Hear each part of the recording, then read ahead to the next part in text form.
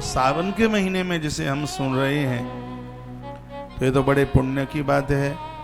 वर्णन किया गया है कि व्रत वाले दिन आप अपने हाथों से मिट्टी शुद्धाम मृदम दुजो लिप्या चत्वारम विशुद्ध। देखिए, साबुन से हाथ साफ हो सकते हैं लेकिन शुद्ध नहीं हो सकते। जिस दिन आप व्रत अनुष्ठान में हैं उस समय तो आप हाथ से मिट्टी लगाइए। देखो स्पष्ट का सुदाम शुद्धाम मृदम, मृदु कहते हैं मिट्टी से, मिट्टी के बिना शुद्धि नहीं मिलती। आप सोमवार करते हैं, मंगलवार करते हैं, ग्यारस करते हैं, तो ऐसा नहीं कि बाष्पीकरण रुक जाएगा मिट्टी के वजह से, तो ऐसी कुछ व्यवस्था रखिए इन दिनों में आप हाथ में मिट्टी लगा सकें, क्योंकि मिट्टी के बिना शुद्धि नहीं मिलती। दुजाम लिप्याप चतुवारम वर्णन किया गया क्षत्रिय सबके लिए, ब्राह्मण के लिए 5 बार हाथ में मिट्टी लगाने के लिए कहा। क्षत्रिय चतुर्वारम, क्षत्रिय के लिए 4 बार हाथ में मिट्टी लगाए। वैश्यो 12 त्रियम, वैश्य के लिए 3 बार, कंष्ट के लिए 2 बार, कनिष्ठ वर्ण के लिए तो बहुत बड़ा हर प्रकार से कंसेशन है। ऊंची जाति वाला मंदिर में दर्शन करके जितना पुण्य प्राप्त करेगा, कनिष्ठ वर्ण का प्राणी सिर्फ मंदिर की ध्वजा का दर्शन करके उतने फल की प्राप्ति कर ले। ताली तो बजाना ही मत आज। कनिष्ठो द्विवारम च मृदम गृहणात् विद्वत् शुद्ध, तत्पश्चात इसके द्वारा उन्हें शुद्धि मिलती है, ये बात बताई गई। तत्पश्चात सोनक्षियों ने पूछा कि भगवान शंकर के ऊपर क्या क्या चढ़ाना चाहिए जिससे भगवान भोलेनाथ को अति प्रसन्नता हो जाती है। इसके बारे में आप बता दें तो प्रभु आपकी बहुत बड़ी कृपा होगी।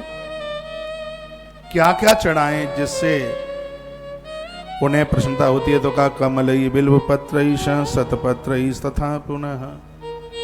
घोर गरीबी का नाश हो जाता है महादेव के 108 नाम लेके 108 कमल के फूल हर शुक्रवार को भगवान शिव के ऊपर चढ़ाए जाए।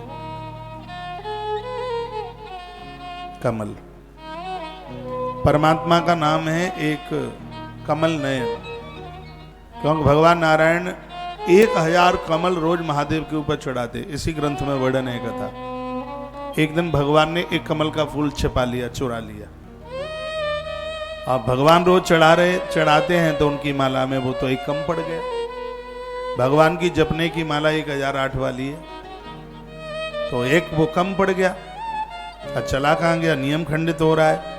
तो मेरे प्रभु अपनी एक आंख निकालने को तैयार हो गए। आंख चढ़ा के संकल्प पूरा करूंगा। जैसे ही नारायण आंख निकालने को तैयार हुए, पिंडी फाड़ कर महादेव प्रकट हो गए। कहा रुकिए, मैं तुम्हारे ऊपर प्रसन्न हूं, मैंने परीक्षा ली थी, आज से भक्त तुम्हें कमल नयन के नाम से जानेंगे। तब से भगवान नारायण का नाम कमल नयन हो गया। से महापुराण में लिखा है, घोर गरीबी कर्जे को निपटाने के लिए, ये टोटके नहीं है, ये सब वर्णन है इसमें। और ये आप 14 नंबर के अध्याय में मैं पहुंच गया हूं, जहां भगवान भोलेनाथ के ऊपर विविध प्रकार से कुछ सामग्रियां चढ़ती हैं जिससे वह अपने आप में अति प्रसन्न हो जाते हैं। लिखा है कि कमल बिल्व पत्रईश शतपत्रईश तथा पुनः शंख पुष्पी का फूल भी आता है, पत्ता भी आता है। शंख पुष्पी शंकर जी को चढ़ाने से वाक सिद्धि हो जाती है। एक आती है ब्राह्मी और एक आती है शंख पुष्पी। माताएं शंख पुष्पी के पत्र या फूल महादेव के ऊपर चढ़ाएं किसी भी प्रकार के। देखो नारी को इतनी बीमारियां होती हैं वो डॉक्टर को भी नहीं बोल सकती, तो उस रोग निवारण के लिए शंकर के ऊपर चढ़ाई गई शतपत्रई, शतपत्रई कहते हैं शंख पुष्पी। शंख पुष्पी के पत्र या फूल चढ़ाने से आरोग्यता मिल जाती है। बेल पत्रईशा,